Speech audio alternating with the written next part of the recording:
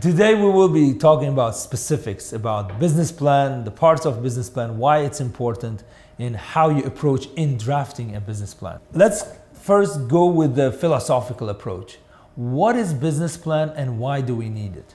Setting and developing a business plan is really an exercise in being able to critically evaluate your business. It's good to be able to sit down and think about what are the things that are integral to my business, things that could affect those. So, the environment, for example, if I am purchasing, equipment, and then being able to understand, where's that interest rate, or if I'm, financing the purchase of the equipment, how is the interest rates going to affect it?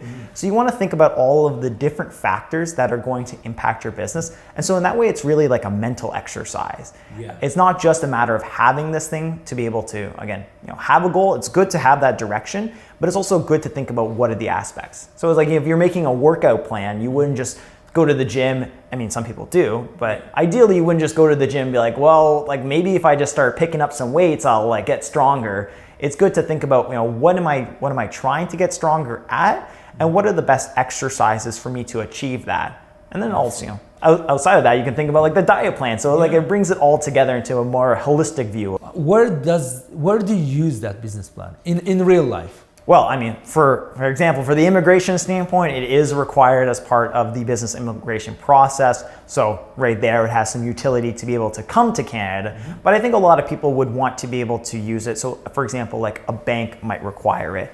If you were to go get funding from like a venture capitalist firm, they require like a pitch deck, which is in essence very similar to a plan. It's really evaluating, what's the opportunity, what are you going to do to be able to capture that opportunity. And so being able to have those details do have value to get the approval from lenders, but also be able to maybe share with other people. So if you want to bring partners on, so they have an understanding of it, or maybe even want to share with your employees so they have an understanding of where the alignment is. So it's really, one, forcing you to think about all these things, and then two, which is kind of mentioned my role, is being able to communicate that to other people so they can understand how you see the business. The entrepreneur's plan is always in his head.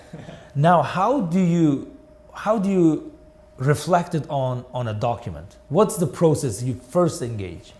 Yeah, so I for my process, I mean, because I work with clients, I don't just work off my own idea, but I work with them to flesh out their idea. Okay. I think there's some major categories you want to evaluate. So, I mean, the first one is, I think, and I referred to this in a previous episode, which is really about the pain point, and that's really the value proposition. So a lot of people confuse value proposition as like a competitive advantage. That's not necessarily what it is. What it is how is your business going to provide value for customers? Because if your business isn't providing value for someone, if it's not providing food for people who are hungry, if it's not providing a service for people who don't know how to do that activity like accounting, it's not really a viable business. And so that's the first and foremost, full stop. If it doesn't provide value for anyone, it's not a good business. So you want to stop right there. The second is really looking at more the market opportunity. So I mean, we can look very big and look at just general market trends. For example, stuff like, if your accommodations, perhaps during COVID, was very poor. So maybe the viability of starting a restaurant during that time, not the best idea based off of the general market. Yeah. Then we can kind of get a little bit more detailed and more focused on the competitors. So, some industries like service industries, like web development, competitors can be global, so it's kind of difficult. But for other industries, maybe more, again, like a restaurant, you're going to have a lot of local competitors because people don't travel like hundreds of kilometers to visit a restaurant on a frequent basis. And so you want to look at that and see, well, I know I'm providing value for customers just generally by providing them, a certain type of food, but is that value already being addressed by other people? In that location? Yeah, in that area. Okay. Again, the area can expand or contract depending on how big the business or the type of industry you're in. Yeah. And then we can kind of look at the competitors and evaluate whether or not it brings value to them in contrast to what's in the market. So that helps determine the viability. So one, does it create value? Two, does it still create value when we look at what's available in the market?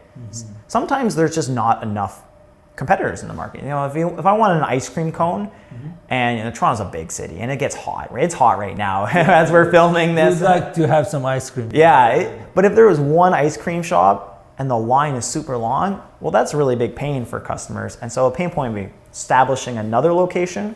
That would bring value because people no longer have to wait, or maybe aren't as subject to the price fluctuations of that one location. So that helps with the viability of it. Okay, we identified what we want to do. We identified that it's viable to do that in Canada. What's the next stage? Well, we want to get into the details as well in terms of like the resources that are going to be required to execute that business. So whether that's staffing, your location, what kind of rent you're going to require, any other specialized equipment, or maybe you just need general, office equipment, as well as, inventory and the other capital expenses that are going to be coming up. So you want to be able to understand what kind of resources you are going to need. So that's the biggest part in terms of like money. Yeah, and I think a lot of people get really hung up on the financial projections of it. I think a lot of people are like, well, let's worry first about how much money we're going to make and then worry about the expenses. I like to think more of the inverse. You're going to have to incur some expenses as running a business naturally. You want to kind of maybe think about what are the minimum level of money I have to bring in for this business still to be a profitable venture. I think a lot of businesses aren't normally going to be profitable right off the bat because there's going to be some time to be able to develop customers. But you want to be able to realize what, after you've been in the market for a few years, what's that level going to be like to be able to achieve. So I like to kind of take expense first approach, think about the resources you need, how much that's going to cost, and then we kind of look at more of the financials behind it. What's the typical projection time described in a business plan? The further out you get, the less accurate your projections are going to be. And so you want to kind of keep that in mind too. And so I like thinking about just 3 years because I think 3 years is a pretty good time horizon where you can kind of have a better idea of what you want to achieve within that 3 years, because a lot can happen over that time. Going further, a lot can happen. Owen, you know that our audience is more international outside of Canada. How they can project certain things while they are not in Canada, and what references or database you refer to in trying to come up with as precise as possible in terms of projection? Yeah, so I think a really good starting point is the Canadian government's available industry data. We also have job bank data as well. That's a really good baseline that you want to be able to start your projections off with. Again, you want to move it up or down depending on the contextual factor of your business. Like if, for example, there's no competitors and you've done your research and you know for certain that this is going to be a good product, then you can probably adjust higher revenue projections. But I think choosing a baseline and saying, what does the industry look like? What does a typical operator in this industry have? And luckily, Canada actually has a lot of that available data. And public free data. Yeah, it's public and it's free, and I don't believe a lot of countries necessarily have that. I mean, the grand scheme of the globe, it's more of a rarity to have. So having that information is really helpful. At the very least, again, everyone wants to think that they're going to be above average, and we always hope for the best, but you typically want to take a look at the average at least, because a lot of people will fall around the average, unfortunately. And so you want to see what's the profitability of this industry. Stuff like restaurants I keep referring to is an industry that's typically not very profitable, and it's going to take pretty extraordinary measures to make it much more profitable than the average operator in the industry. In the business plan drafting process, there are some challenges. Do you describe those challenges openly, or you just say, okay, this will not happen to me? And I have kind of two approaches to this. Sometimes in the plan, I actually don't put any threats, because sometimes there's always inherent threats to a business. Like stuff like the economy is going to affect almost all the businesses that are operating in Canada. I mean, some, like maybe Walmart, might benefit from a slowing down of an economy, but typically a business can be affected. So stuff that's like very generalized risks might not include it, because these are already things that you're going to keep in mind. But things that are more specialized risk. So again, if I'm purchasing or if I'm financing equipment, and I'm looking at the interest rates that are going up. That could be a very big risk because that's my cost of borrowing could go up quite a bit if I'm on kind of like a variable interest. And so these are the specialized risks depending on the industry that you want to be able to explore in the plan. And you mentioned at the beginning that you work hand in hand with the client to understand the nature of the business, the qualifications of the client, whether he or she can do that business in Canada. Can you describe more details on how you interact with clients and how long it takes you typically to understand what's really happening in client's mind? I mean, I like to think that I can understand the business side of the client's proposed or maybe sometimes already established business relatively quickly. It's really more about understanding the preferences of the clients, because I think people don't really appreciate how much preferences drive a business. It's one of the main factors behind strategy. So it's like I could have a preference to run a certain type of business. I could also have a preferences on risk. So for example, if a client says, I have this much money to spend, let's say $100,000 I want to spend, but I'm really worried about losing it. We'd have to kind of look at a bit more of a safer option in terms of investing it into a business in Canada. And so really understanding their specific preferences on what they want to do, kind of their preferences on how they want to be able to do it, again, like the financial risk, are going to determine the kinds of businesses that we talk about or how we want to approach entering the Canadian market. Because you could come in big. If you're willing to invest a lot of money and you're okay with risking it, we could go very big and try to hit a home run. Yeah. But if you're a bit more, or maybe a lot more financially conservative, and I myself am a bit more financially conservative, so I totally understand, you might want to start very small and incrementally work your way up. And you're not too as worried about making tons of revenue in the first few years. Many of our clients, they are interested in purchasing a franchise operation in Canada. How do you approach that kind of a scenario? I love and hate them at the same time. You have to kind of look at the details of what's entailed into that franchise, because a lot of franchises can have like some fees that could really drag you down in terms of expenses, profitability, especially in the first few years. You might not really see that the royalties and the percentage of revenues being taken and other fees are being committed to having to go to conferences, having to pay for training materials, having to pay for marketing materials. So we really want to be able to dive into those details. On the flip side, what the franchise does provide is a lot of franchises provide a lot of training to be able to bring people up to speed on how to run it. It also provides a really good brand name. Stuff times like during a recession or something, people might want to spend less, but they're okay to go maybe moving towards more comfort food or cheaper food they know. So like opening a McDonald's during recessions might be a fair opportunity. And so being able to invest in that kind of franchise would make sense.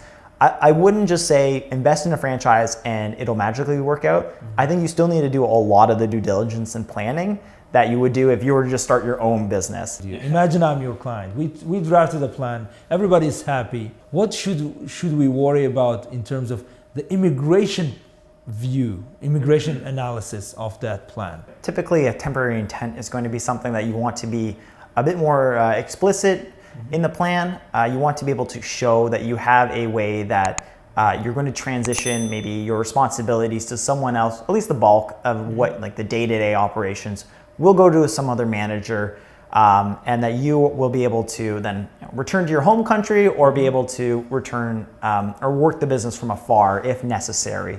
Because if you don't do that, the immigration officer will say, well, you're starting a business, great, but this is a temporary work permit and we can't necessarily allow you to just run the business in perpetuity as you currently frame it.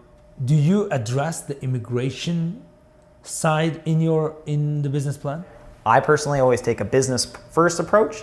If it does make business sense, in my view, it doesn't really make immigration sense. But at the same time, if we're looking, for example, a location, if you want to open up a new shop, we can look at a location that's both beneficial from an immigration standpoint, so like a rural area that's prioritized as more of a significant benefit. Government policies to move investors into more less developed and rural areas. Yeah, and we want to dovetail that though with being able to make sense in a competitive side.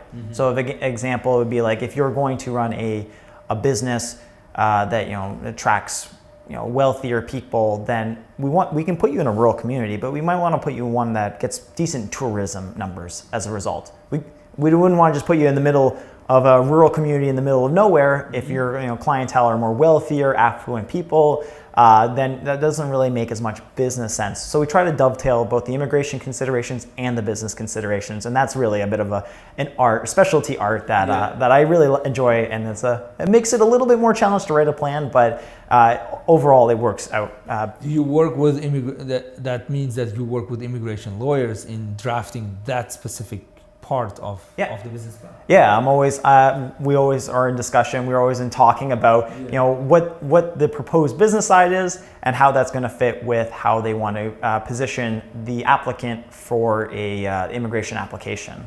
Do you also consider changing a business plan of an existing client? They say, okay, 6 months ago I wanted to do this, but now, Owen, I think things have changed in the last 6 months. Can we change the business plan? How feasible is to change a business plan? If it's a big change, it's kind of almost like going back to the drawing board. But if it's a smaller change, we might be able to kind of pivot some of the value or like how we want to position the business in the market. Again, we'd have to kind of look, if it's, let's say, a convenience store in one market and they say, actually, I want to turn it to maybe a cafe. Well, then we know the general area, the general demographics. We just might have to look at the competitors and figure out, can we position this in an optimal way? And so if there's a radical change, I don't think that, I do think we have to kind of re-explore how we write the whole plan, but if it's a small change, it's definitely doable. What are the main shortcomings you see in a typical business plan drafted by somebody else, by entrepreneur himself or herself? I think there's a few things. So I really don't like vagueness and that being very general. I think I see a lot of plans that are written very generally, and I'll give an example of like target market, for example. You want to have focus on specifics in that case, but a lot of people are saying, we're gonna, this restaurant is going to service the old and the young, and it's going to appeal to male and female. And I'm like, well, that's everyone. So that's not really a target market. That's just literally every single person available to them. And so we want to really drive and be more specific. The more specific we can be with the plan, I think ultimately the better it's going to be. Again, going back to the philosophical side, is it makes you think about what are the actual details of being able to execute this plan, but also just from like other people reading it, it also reflects that you have done that research and you have given that thought to that process. If it's too vague, for an officer, they might look at it and be like, well, not enough due diligence has been put into this. Many business plan templates are available online. Yes. What's your take on that? If I can just copy and paste, it's identical to what I want to do, exactly what I want to do. I just change the corporate name. I say it's Rahmat Incorporated and then just publish it. I find, again, those plans that are available online suffer from being far too general because they're being sold or maybe free, but they weren't really getting into the specifics. So if we're looking at location, that's something that's going to be very specific to your business. We can't just say, I will be in a city and do services. We want to be, what is the city, why this city, and how are your services going to align with the people who are in that city? And so really being able to get into those specifics are really going to be what's differentiating itself. And now, so imagine we got the plan, the entrepreneur is coming to Canada based on that business plan successfully, but then once the entrepreneur is in Canada on the ground, he or she realizes that, oh, wow, this is too difficult. Is it okay to change the plan right away? I get this question from the immigration side of view, because can I change my plan when I go, let's say I want to open a pizzeria, but it didn't work out. I want to do a trucking business now. I see a lot of opportunities. So if you write a plan and you find that it's not working, you should allow yourself some flexibility to be able to change how you're approaching the business. Now, you don't have to formally go ahead and write a complete other plan. Again, some people would recommend you do that. That's a lot of work, and so I can understand why people don't necessarily do that. But you should be able to understand that it's an outline of what you want to do and that you can change some aspects. Again, immigration standpoint, I'm well aware that if you were to radically change the type of business from a immigration standpoint, from an immigration standpoint, there's some considerations to doing that. But from like a business plan standpoint, yes, you totally have the flexibility to adjust. In a single document, who contributes to the creation of that? One is you, who actually drafts. But you get information from many sources. What are those sources? Yeah, so part of like the role that I have is, I both understand the business, but if you are currently running a business as like coming to Canada, you want to bring it to Canada, you have a deep knowledge of that business. So we want to be able to kind of understand and get your input to be able to do it. And then the second thing is we can also leverage both, online resources. So luckily in Canada and maybe North America more generally, there's a lot of reports. Now some of them aren't free, and some of them are very expensive. So I'm not necessarily advising people to go out and buy like the $5,000 reports, but we have access internally because I deal with so many different plans. We have access to different industry reports that we're able to reference, and that gives us a very broad view. And then we can go actually look at a lot of data related to the specific area. So a lot of census data is very helpful to understand the demographics of the area.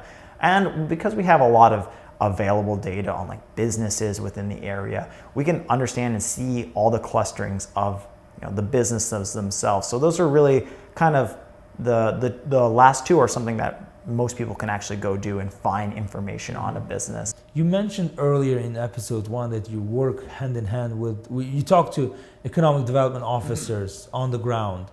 How do they help or contribute to your business plan drafting? But they help at like the kind of taking that broader information and helping it look at the local level. So they have objectives for industries that they're looking at to being able to expand. And that means, if you're going to go into an industry that they are prioritizing, you can get more support from them in terms of like land or, perhaps even sometimes a loan from the economic development office to be able to help. So it could help with the resources and being able to position yourself with them. Well, I think that's it for today. Thank you very much. I hope you guys enjoyed it, and I hope our audience found this episode useful.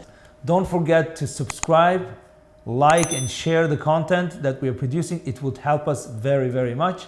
And hope to see you in Canada. If you want to come to Canada through business immigration, Sobirovs Law Firm is a place to go. Thank you very much. Thank you, Owen, for your contribution. Thank you very much for having me. It was very enjoyable. Cheers. Thank you. Thank you.